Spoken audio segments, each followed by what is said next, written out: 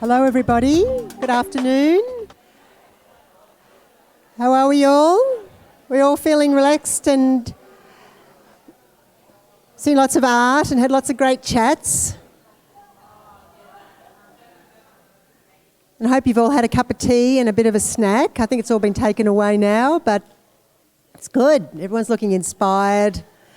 Thank you for coming back. Well, hopefully you're glad you come back. And I'm very honoured now to introduce for our keynote speaker today, Kate Fielding, who's the CEO of A New Approach. A New Approach is an arts and cultural think tank. You may be familiar with Kate. She's worked in regional arts and culture for a long time. She's a self-described nerd, and she'll be talking about the impacts of the arts and culture. So please give Kate a very warm welcome.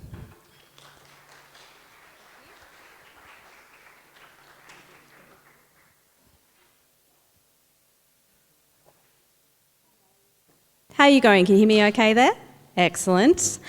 Thank you. Good afternoon. And thank you for that kind introduction, self-described nerd. It is true.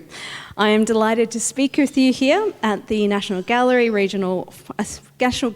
Australia's Regional Forum. And would of course like to start by acknowledging the traditional custodians of the land we're gathering on today and recognise any people and families with connections to the lands here in the ACT, including the Ngunnawal and Ngambri people. I celebrate the continuing contribution they make to the life of this place. And I'd also like to acknowledge and welcome any other Aboriginal and Torres Strait Islander people here. So, closing address. I got the tough gig. I'm guessing that many of you are about filled up to here. Yep, about here. Any higher? Show me with your hands where you're up to. Yep, okay, cool. I'm going to keep this sharp. Today I'm going to talk about 4 key ideas. What do we know about arts and cultural participation and attendance in Australia? What are the evidence-based benefits of arts and cultural participation in regional Australia? What can we learn from the attitudes of Middle Australians towards arts and culture? This is the feelings bit. And where does the money come from? And why I think this means regional Australia has an advantage. So the backdrop for this is the OECD's call for governments and communities more broadly to see expenditure on arts and culture as an investment, not a cost, in recognition of the numerous economic and social benefits they bring.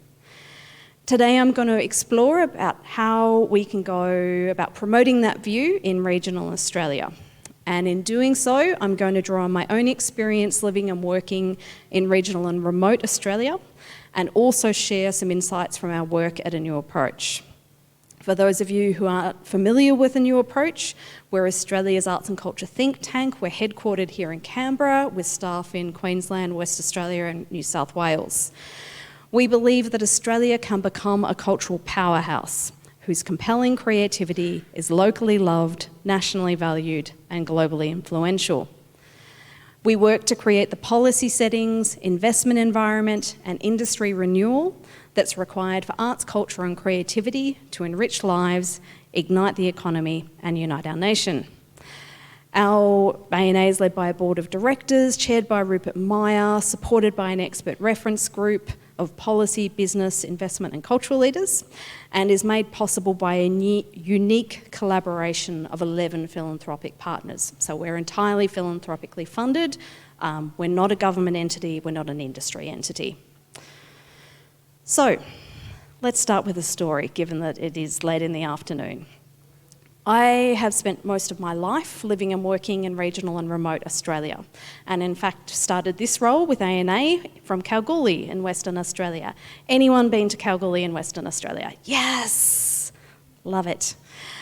WA, with its big blue skies and its open red country, is one of my favourite places, but I didn't start there. I started down in the hills of Western Victoria, and I have an opinion on the fight between whether Friesian cows and Jersey cows are better. Happy to talk about it after this. That's not the topic today. In Kalgoorlie, I chaired a statutory authority focused on economic and social development of a region that was about just over 3 times the size of Victoria. That organisation covered everything from new airstrips to new hospitals to new lithium mines and to new amazing arts and cultural events. At the same time, I sat on the council of what was then the Australia Council for the Arts, now Creative Australia.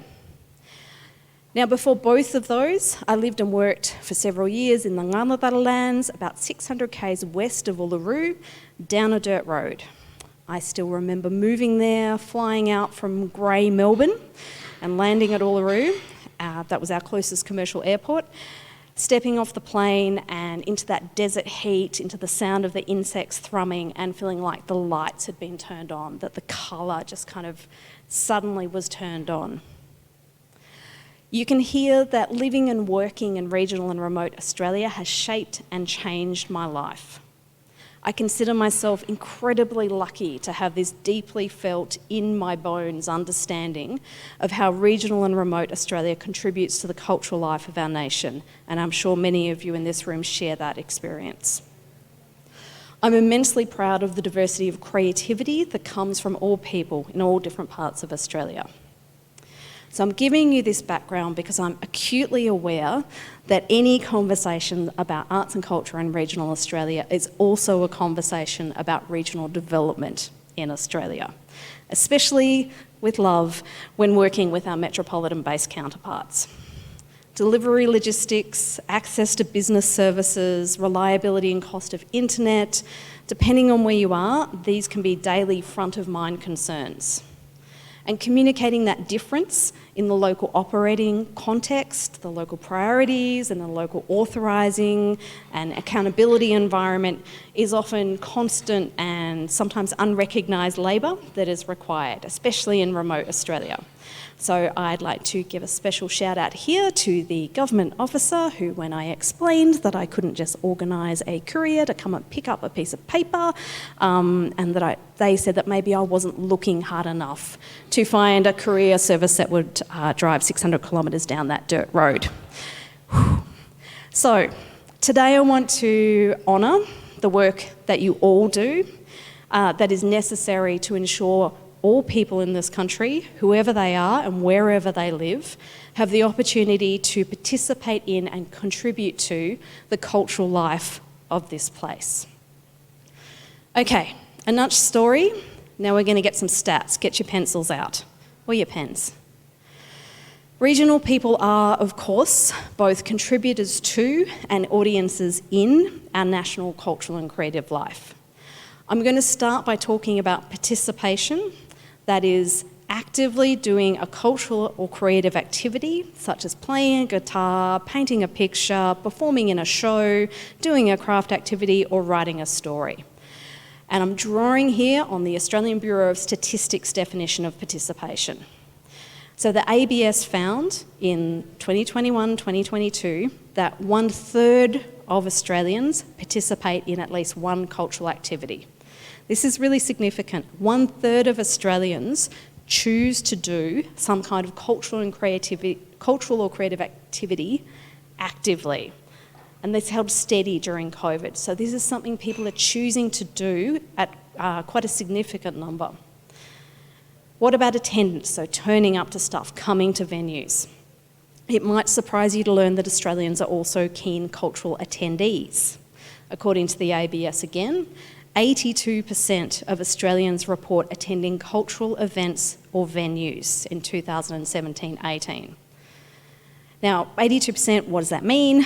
To put that in context, in the EU, it was 64%. So we're almost 20% higher than the EU in turning up to cultural venues and events. Now, you may have noticed there that I used the 2017-18 number. They also collected that data in 21-22, so SOS, COVID times.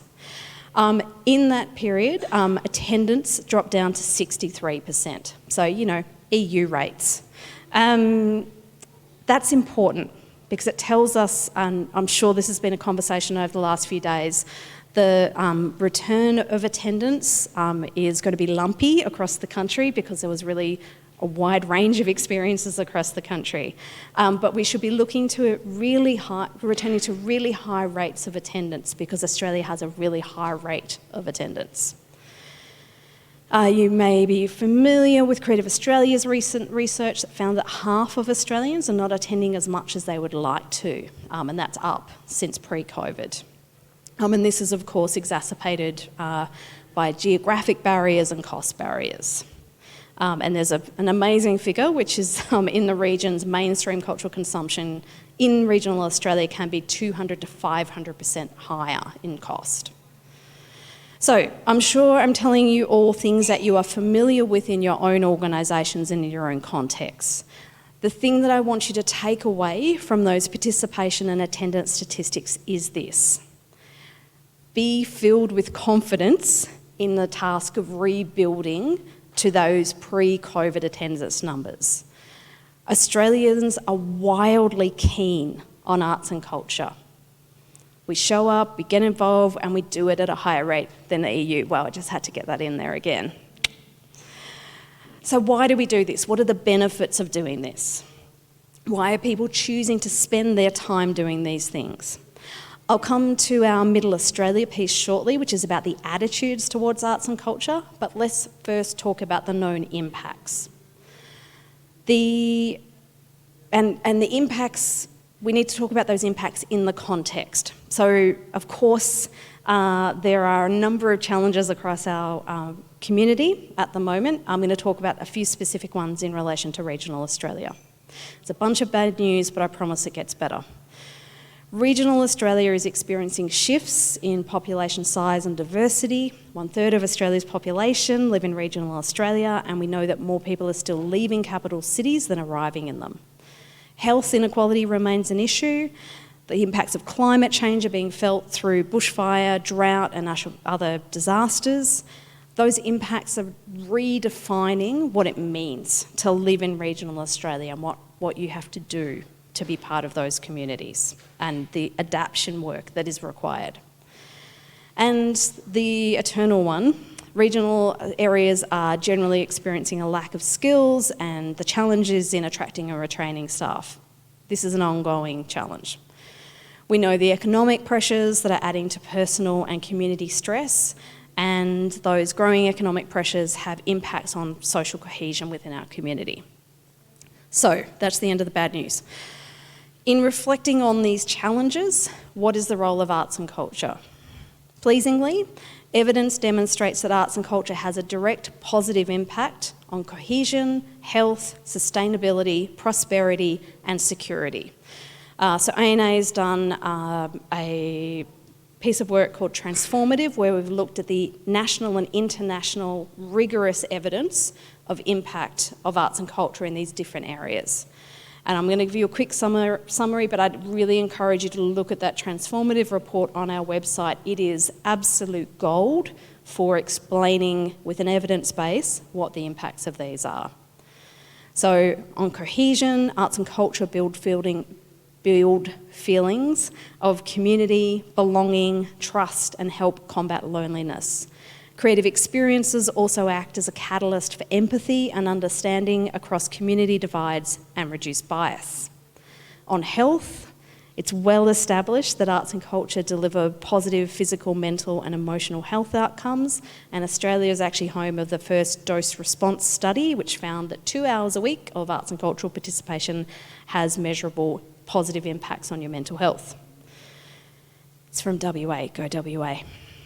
On security, on safety, arts and culture can be used to help create and maintain stable and peaceful societies and assist with what is described as encouraging pro-social behaviour. So things like listening to others, considering different perspectives, being comfortable with the idea that there's a range of perspectives in our community. Sustainability, and I imagine that some of you have experienced this. Arts and culture has a role in assisting communities navigating both the process of changes but also recovery from crisis, and we've seen a lot of that across the last few years.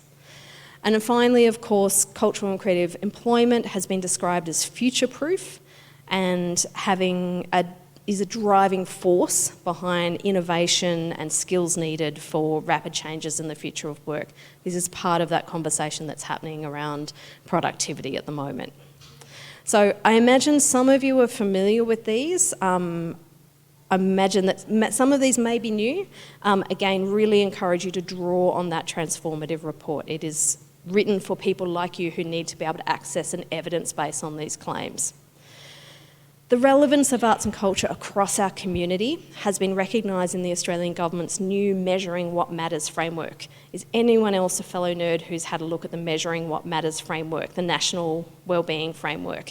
Okay, yes, one nerd. Write this down, go and have a look at that National Wellbeing Framework. Seriously, it's really interesting. It's really important because one of the things that it measures in Australia is creative and cultural engagement. So the Australian Government has said, here's our first National Wellbeing Framework. One of the measures of wellbeing in this country is creative and cultural engagement. As I mentioned at the start of this address, the OECD is calling on nations like Australia to view arts and culture as an investment, not simply a cost. This is the context for these types of works. All right, I promised you some feelings. Let's go. The transformative effects of arts and culture have been highlighted in our research with Middle Australia. What is Middle Australia? So this research is a nationwide focus group-based study with 3 generations of Australians between the ages of 18 and 75. These were the definition of Middle Australia that we worked with there. People in every state and territory who were from low and middle income households, living in outer suburban and regional areas, and this is key, and who are politically unaligned. So they've swung their vote more than once at both federal and state and territory level. It is important to remember also that these people don't work in arts and culture. So these are cleaners from South Australia and retired couple up the street and the builder that built the home you live in. So we wanted to speak with these people because we wanted to test the commonly repeated opinion that everyday Australians don't care about arts and culture. We can see from the statistics that they do. Everyday Australians turn up to arts and culture in droves. So what's the disconnect here? Turns out that Middle Australians do care a lot about arts and culture. They told us that arts and culture is inseparable and a transformative presence in their lives. When we asked them what it means to live a better life, they told us that arts and culture is embedded in and positively impacts on every life stage and every journey. They also told us that they want it in their communities, in the places where they live. And this was the part of, I was lucky enough to watch some of these focus groups sitting behind the glass screen. And this was the point where people would start thumping the table and saying, I absolutely want to be able to access this in my community. I don't want to have to drive 2 hours. I don't want to have to catch the train for 5 hours. I want to be able to do this here. And the thing that actually got them thumping the table was, and I want my kids to be able to do that here. It's really important for children to be able to access this as part of their day-to-day lives. So across those 3 generations, there were 4 shared perspectives. They are that arts and culture is essential to being human, it's a driver of wellbeing and productivity, that arts and culture fosters imagination, expression and innovation, and that it is the building block of community and place. And that's where we really hear that I want to be able to access these things here, and I want my kids and my community to be able to access it. So when we asked them about what a world without arts and culture would be like, they described it as colourless, depressing, uninspiring, a totalitarian state. And this is one of my favourite quotes from this entire 3 years of work. One of them said, without arts and culture, you may as well live on Mars. So if we didn't have arts and culture, we would be aliens. We wouldn't even be of this planet. Key thing, though, from this work, the 3 groups felt more connected and more welcomed by the term arts and culture rather than just the term arts. And this is if there's one thing you change out of today, for my piece of today, it is switching from using the phrase arts to arts and culture in terms of making places more welcoming, more relevant, and more interesting to this particular cohort. There's another thing that I particularly wanted to highlight for this group in that research, particularly in the work with the older group, this idea that venues such as galleries are a place where you can go to have to test ideas and explore opinions that might be different to your own. And while I think we probably would expect that, there's a really key nuance here. They were describing that they wanted to be able to go to venues, they wanted to be able to go to galleries, they wanted to be able to go to different events and see things with their friends and form their own view on them and explore their view and their friends' views with each other and be inspired by, challenged by, intrigued by the fact that people had that their person beside them might have a different view. So there's a beautiful quote of someone describing, like, you go to a gallery, you and your friend look at a painting and one of you see something and the other person sees something completely different, and that's really healthy.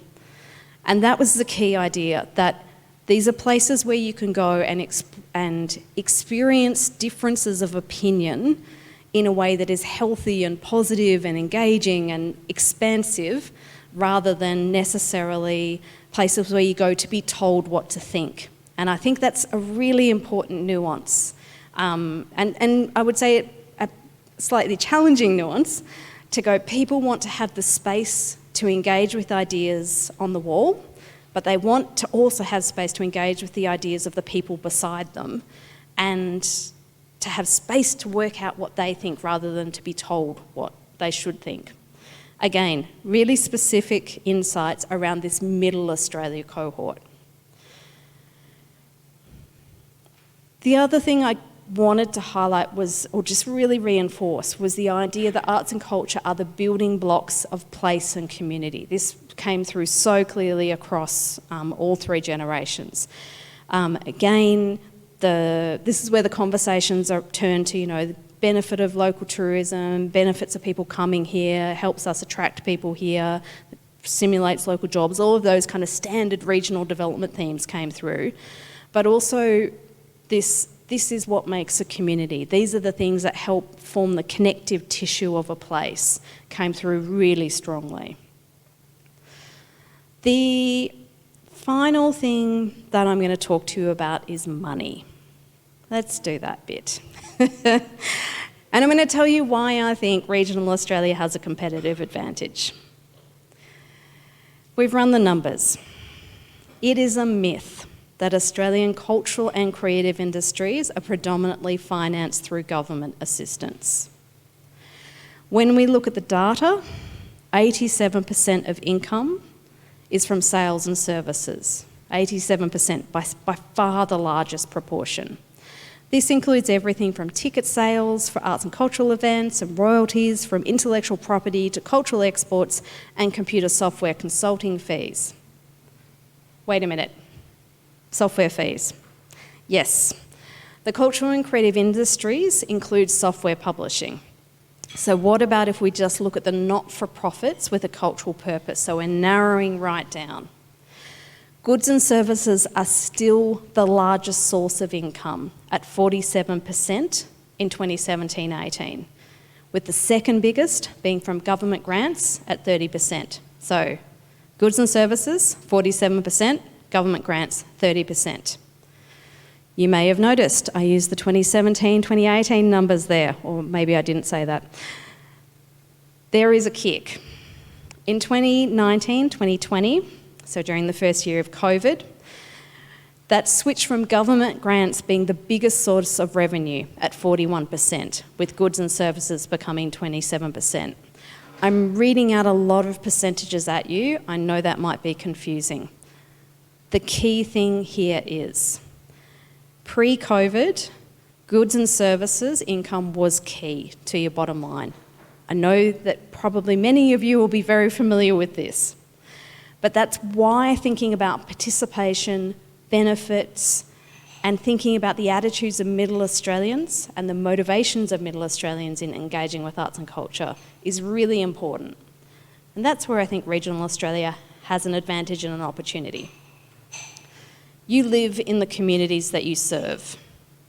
You are woven into the fabric of the day-to-day lives of these places. You run into people at the supermarket, you run into people at the supermarket and you can't ever get your shopping done. Your kids play netball with their kids. You know your audience in a way that is so valuable and so important. This is not to say that cultural funding by governments doesn't matter. It does, it really does, and Australia needs to do better. We're not keeping pace with our population growth. So from 2007 through to 2021, cultural funding by all three levels of government grew by 10%. Our population grew by 20%. We are trying to serve more people, a more diverse population with higher and more diverse needs, but with less resources per person. When we look at how we compare internationally, we rank at we rank at 23rd out of 31 OECD countries. How all three levels of government invest in arts and culture is important because OECD has found that strengthened government investment leads to higher cultural participation. We know about the benefits of cultural participation. We want those benefits to be available to all people across the country, regardless of where they are. For regional Australia, government investment will always be critical to ensuring that every person in every town has equitable access. But I want to emphasise, when we talk about money, your community, your audience, your place is also key to building success and to your bottom line. That's why I encourage you to be rebuilding and celebrating Australia's high rates of participation and attendance, to be thinking about how you communicate those diverse benefits that people believe, they already believe that those benefits exist and the evidence backs it up. And listening to your broad community about what arts and culture means in their lives. I'm going to finish today by encouraging you to join me in believing that Australia can become a cultural powerhouse whose compelling creativity is locally loved, nationally valued, and globally influential. Because we can only reach this ambition by understanding, valuing, and prioritising regional Australia.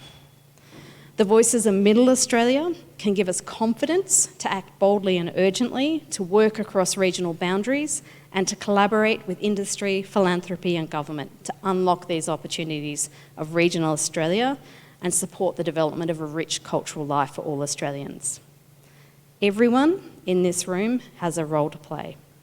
Thank you.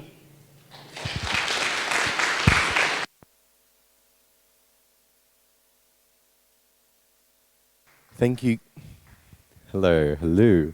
Thank you, Kate, for your wonderful presentation and bringing all of those really key things to our attention. It's really important. And talking about the value of arts and culture as a collective term.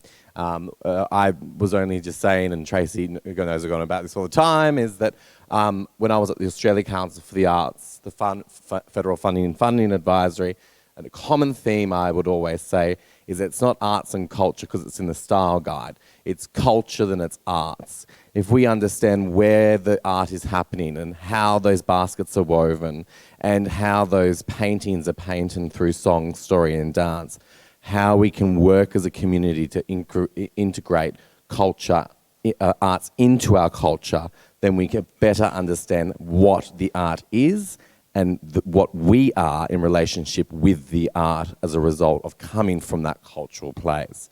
Extraordinary research, critical to have research in this sector so that we can, really have those measurements that provide advocacy and change, whether it be with local, state, federal jurisdictions. It is critical we have that research so that we can go, actually, here are the facts.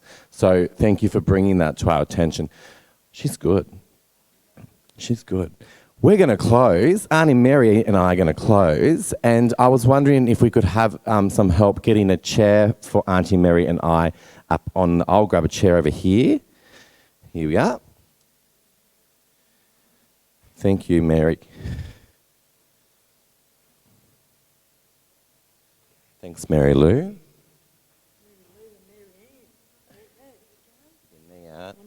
Which one do you want to go? I'll go, yeah.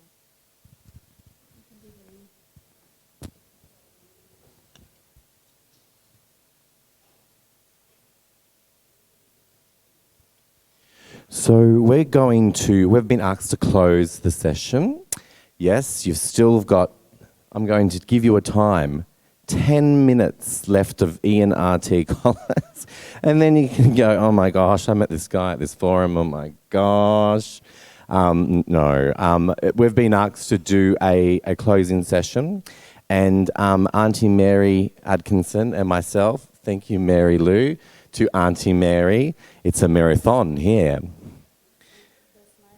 Hey, we'll try it again. Your another shot.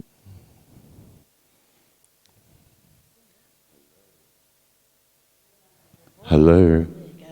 Number 4. Hello. Yep. I'm number 5. Okay, so we are here to close the National Gallery of Australia's Regional Art Forum. Congratulations, everyone, on a fantastic forum. Yes. Yeah. Thanks for being and joining us on beautiful Ngunnawal country. You've come far and wide. As I've been saying all this conference, Australia is sacred country from wherever you are, whichever end of country you've come from, to come to beautiful Ngunnawal country. I'd like to thank you from my family, the bottom of my heart, to joining us here on such a beautiful... I said, you're lucky you weren't here last week because it was freezing. And it wouldn't have been very nice, but it's so nice to have you here. I know some people here and get to have those good conversations and make those connections, because us as Aboriginal people, that's what we do. We sit, we yarn, we talk, as we've been talking in our First Nations people that we've been doing with, is when we come together and gather together, we circle up. So we circle up because when we do our yarning circles, that is the most strongest shape out. Everyone's there together, they're at the same place, and when we go anywhere, we go, what's your name, who's your mob, and where you're from? So that connects us straight away to each other. So I guess now, as we come to the end of our forum, it's so great to be here with everybody, is that we are going to be in the circling out stage. So now as we circle out and go back to our hometowns, our countries, our families, because it is a big commitment for you to be here. You've left family, you've left, your homelands, and it gets lonely. So that's why we need to be together and nurture each other. So as we circle out now and go back, we're going to ask you how you feel about the conference, what you think you may take away from the conference, and how you learn from each other and made those connections. Is that what we're doing? That's what we're doing. Okay. And everyone, how lucky are we to have had the extraordinary Auntie Mary Atkinson in residence with us here at the National Gallery, providing a cultural framework. And on behalf of my Indigenous community and the diversity that represents our continent's ancestral history and our history on your behalf, on my mum's side, thank you for making my people feel so welcome here with you all too. That is so important, particularly as we walk forward over the next several months. Because we're all here together and it's everybody's history. Yep. Australian history is everybody's history, And it's not about naming, blaming or shaming anybody, it's how we journey together. So yeah, that's what it's about. So we're all one people here. One people, like Uncle said there last year, from Ramangini community. He got the graduation of the 2022 Indigenous Arts Leadership Program, supported by a wonderful partners, West Farmers Arts, that we're so lucky to have their support. And he reminded us that we are Indigenous and non-Indigenous, we are one people, Uncle, and Auntie loves that quote. And so with that, as we circle out, We've got a roving mic, Mr. Isaac, in another tremendous shirt. This is shirt 5 of this week that I've noted, of his wonderful diverse of wardrobe there. He's going to be the Wonder Man, and he's going to go around and what is a highlight, what is something that stood out, and what is something that you have taken away from the forum? Please share.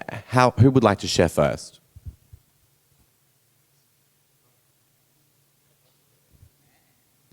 Tyson Figaro.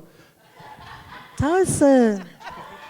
Good afternoon. My name is Tyson Frigo. I work as Curator of Indigenous Programs at the Australian National Maritime Museum.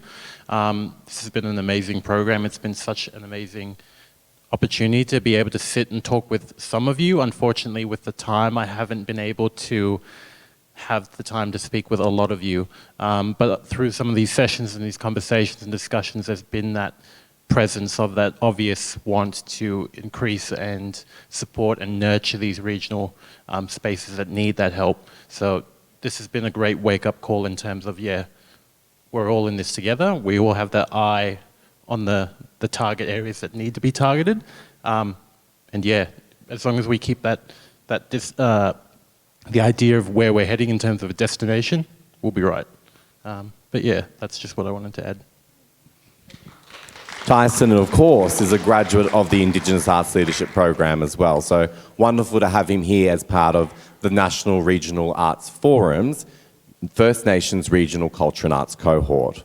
Any other highlights out there that they want to share? Come on, don't be shame, be game, as Aunt said. Ain't no shame over here. Thanks very much. Ian Tully from Swan Hill Regional Art Gallery. I just want to thank the National Gallery of Australia and the team for putting this on. I think it's vital that arts workers at any level through the country, through the regions, have the opportunity to get together and share all our issues, but also our successes and our achievements, because it's so difficult being remote. Not everyone is so remote, but by and large, you think about where everyone's come from. It's quite extraordinary. And so that opportunity to have those discussions is gold. So thanks very much. And thank you for coming. It's so important that your voices are here and are being heard. We will be taking this information with us, and the team at the National Gallery will be advocating on the behalf and collating that really important information that you have all brought with you. Any other highlights, anything that anyone wants to share?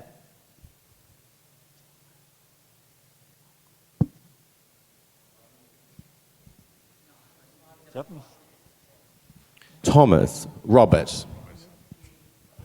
Just a very quick absolute highlight was hearing some extremely passionate curators giving the floor talks and the tours.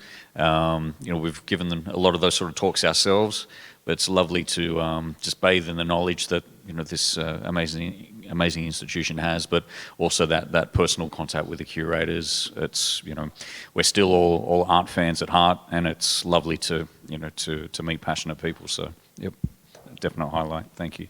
Aren't the staff here so beautiful, from the staff that fed us, the staff that looked after us, guided us around, and that's what it's about for community. That's how community want to feel when they come to a place. So I was born just down the road here at Yass, and as a little, black girl on the mission growing up there, I would never walked into this building until I met Ian and he brought me in here, But but it's been really great, and that's what it's about, the hospitality that we can provide to community. So, and I thought the staff here is so beautiful. Thank you for feeding us so well and looking after us. Bit too much food, but it's all right. It's great. And that's what it's about, the hospitality of a place that makes you feel welcome. Jeremy, Manager of First Nations Program, National Library of Australia. Thank you. You could have just said Jeremy.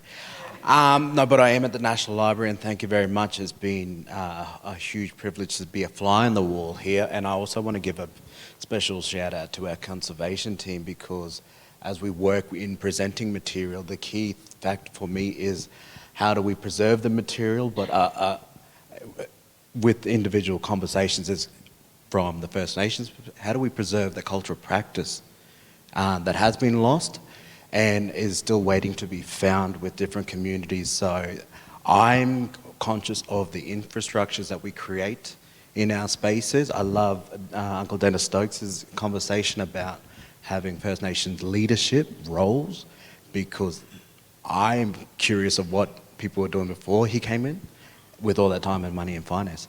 So this direction, how do we get the best people in? I love the conservation chat today, because these are the experts and we have to be working together collaboratively. So what spaces are we creating to ensure that there's a future with this in the material, but the practicing behind it, and how do we allow spaces for people to do their thing respectively too, and how do we support these people? So thank you very much. It's been really wonderful being here. Thank you. It's very true. Arnie Isabel Reid, Senior of the Year 2021, Australian of the Year, very fine woman, a Wadri elder in Wagga Wagga, whom is like, she knows people that walk into the room. They call her your queen, the Wagga queen, She's got a regalness about her. And Auntie always says in her Welcome to Country, a welcome to country is a very important and necessary thing, because it's to identify who you are and who we are together.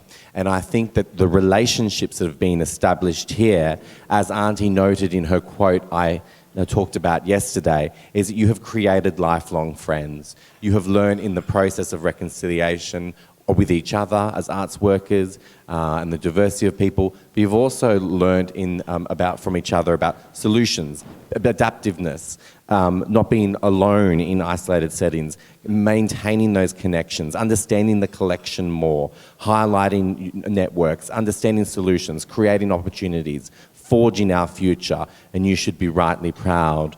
And I just want to say, before I close up and hand it over to Auntie Mary, it's been wonderful to have start with, and as Auntie noted in her quote, we commend the National Gallery of Australia in its commitment to its vision and mission to put, as the National Cultural Framework notes, First Peoples First. The program has been harnessed and bracketed in cultural engagement, in protocol, and I can't tell you how grateful we as a First People are, and it means a lot to us that we started with smoking and we're ending with an elder. That in itself is best practice approach, and it hasn't happened by just me, an Aboriginal man. It has happened by our cultures working together to make a stronger future. So congratulations to the National Gallery of Australia's staff. Thank you. As you leave, and I'm going to hand it over to Auntie Mary, we've got a little gift for you, a little tote bag to take home. Everyone wants it. That's the talk of town at the moment. You have an option of blue and or red, which is very exciting. Don't fight over it. We're not going to be pulling you off, no domestics. And I hope that you have a safe journey. And in closing, I'm going to hand it over to Auntie Mary. Thank you, everyone, for your attendance. We love you all. Thank you. Thank you, Ian. You're such a fabulous host. We all love you, Ian, okay? So, don't forget that. So, I'd just like to say, as a Ngunnawal elder, thank yous for joining me joining us on Ngunnawal country. I hope you all have safe travels home. Make sure you all get home, and when you get home, take away what you've learned here, because I know that you've learned a lot about, because I know that Auntie Vicky over here was saying, maybe I need to go and hang those bark paintings that I've got a little bit better than what I've got them at the moment, So, we all learn how to do things, even us people that don't run galleries or whatever, and we may have art and that. So, lots and lots of knowledge and wealth that we've learnt in this forum, to a great forum, and there was lots of great pieces in there that we needed to know, and lots of people were asking nice questions. But as Ian said, we've all made lifelong friends, and that's what it's about, these kind of forums. And one day we may meet again. So So Mandangu, which is thank you in my dad's Wiradjuri language, my other country, my dad's country, and go away you, so that means go away, see you later, come back. So have a safe trip home, and just say hello to Auntie Mary if you ever see me again. I know I'll see Leanne. So thank you very much, and safe travels. And don't forget your little goodie bag. Everybody gets a goodie bag, you know, so take one with you, because I don't think they want to pack it up again.